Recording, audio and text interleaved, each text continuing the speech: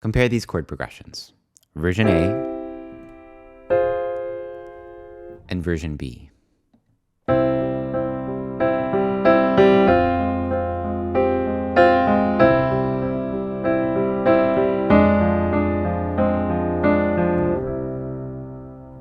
Those are the same chord progression, but I've added this pop ballad rhythm pattern that's quite common with songs at this tempo. Two great examples would be Imagine by John Lennon and Let It Be by Lennon and McCartney. You can apply this pattern to any chord progression. So let's break down what I did to get from version A to version B into 5 simple steps. And if you'd like to follow along with the sheet music for this entire series I'm doing on adding 10 different grooves to these 2 chords, you can get that sheet music for free. Just follow the link. Right away in step 1, I want you to experience the feeling of this rocking pattern. So we can do this with a C major chord, and I call it a rocking pattern, not because this is used in rock music, although it is, but because we're rocking back and forth between our thumb and the upper part of our hand. You can see how well this works with the mechanics of our hand and our arm, so that you can actually make the sound mostly with this rotation of the wrist. I'm not doing much with my fingers here. I'm just getting ready on the shape of a C major chord, and then I'm rocking back and forth between the top part of the chord and my thumb. If we were to count the rhythm here, we might say that the top part of the chord lands on the beat. 1, 2, 3, 4. And the thumb note comes on the 8th note. 1 and 2 and 3 and 4 and. So get comfortable with the feeling of that pattern just on a C major chord, or really any chord you're comfortable with, before you worry about applying it to this specific chord pattern. Then let's get closer to the version B of what I played by using these inversions for a C major and F minor chord. When we invert a chord, we're just changing the order of the notes in a chord. So instead of C major in this position, I'm bringing the G down an octave. And then instead of F minor in this root position, I'm bringing the F up an octave. And that makes for really nice voice leading. You know, each of the notes in the chord has a nice nearby melody as it moves from one chord to the next. If you find those inversion shapes with your right hand and then you add in the rocking 8th note pattern, it sounds like this.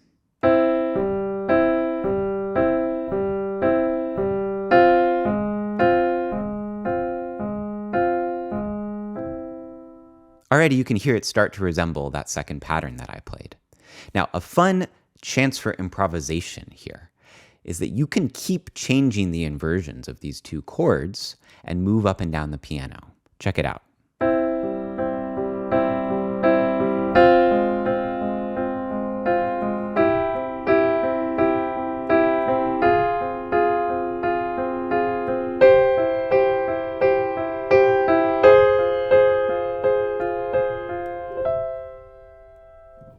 Switching up the inversions that you're using as you navigate through a chord progression in an improvisational way like that is a great exercise. It'll get you more comfortable with the inversions, and it'll allow you to express yourself more readily if there's a certain melody note you want to hear on the top of a chord. And if you like that kind of improvisational approach to applied theory, you're a good fit for the Piano Fluency membership program. And if you're curious to learn more about that, it's really the best way I can help you learn piano, and that's at my website. Now, you notice so far this has been right hand only, and it's been feeling pretty sparse. So let's make it fuller and something that would work better for playing alone at the piano by adding bass notes in our left hand.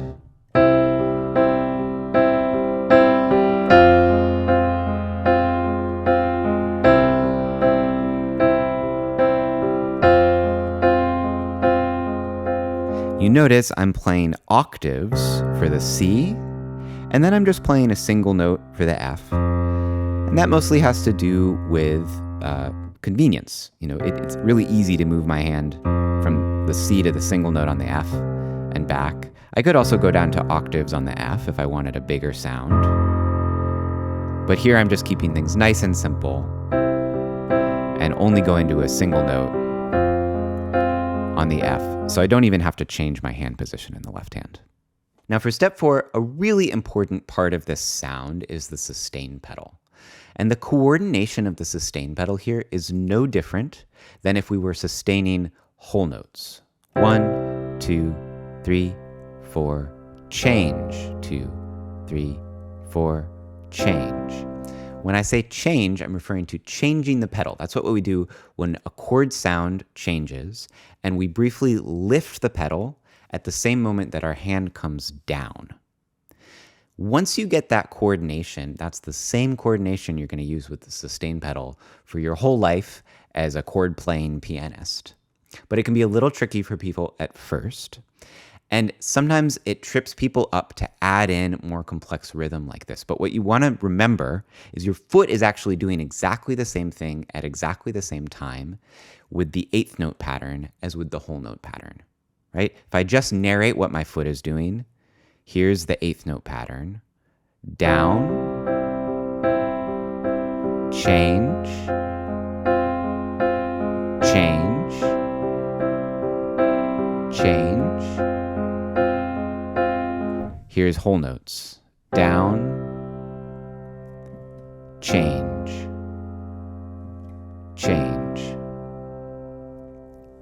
So if the eighth notes are tripping you up, you can slow it down a lot in your practice. And you want to focus on the idea that your foot doesn't have to do anything except for right at the moment that the new chord starts. And that's when you go, boop. You just lift your foot really quickly and put it back down. And you're putting it back down not in strict musical time. You're just trying to catch the sound of the chord immediately after you've let go of the sound of the previous chord. Now for our last step, you might have noticed in my first performance of this that I was adding a few embellishment notes on the F minor chord. I went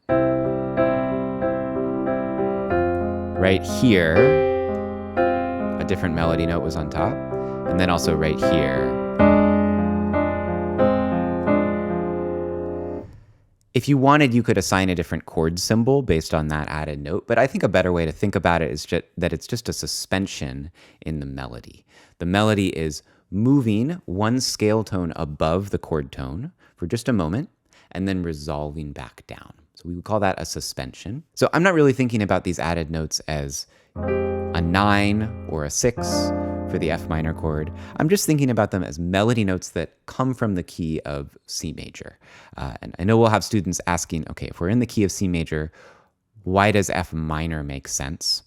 The concept there might be a borrowed chord, and I have another video on non-diatonicism that you might like if you really want a theory explanation for the F minor chord. But I think the most useful concept for you to think about here is that anytime you're playing simple 3-note chords, you can play around with moving one of the notes in the chord and see what it sounds like. You know, if you move it up, especially stepwise within the key, it's likely to create an interesting sound, and our ears are likely to accept it if you then resolve it back to the chord tone. So that's really what I'm doing here. I'm starting from this F minor shape, and I'm saying, okay, what would it sound like if the top note went up a step and then came back down? Ooh, I like that. That's pretty. And then same thing here. The top note went up a step and then came down onto F minor. You could do this with the C major chord too. That would be a classic sus chord, sus4 on the C. You could also do it here or here. So take your time with this, enjoy exploring this pattern, and I want to challenge you to pick another chord progression, maybe to a song that you really like or one that you compose yourself, and try applying this same pop ballad rhythm pattern to a different chord progression. This is part 3 of a 10-part series I'm doing on adding different grooves to this same basic 2-chord progression. So if you'd like to follow along with the playlist for the entire series, I'll link to that here, and I want to thank you for joining me.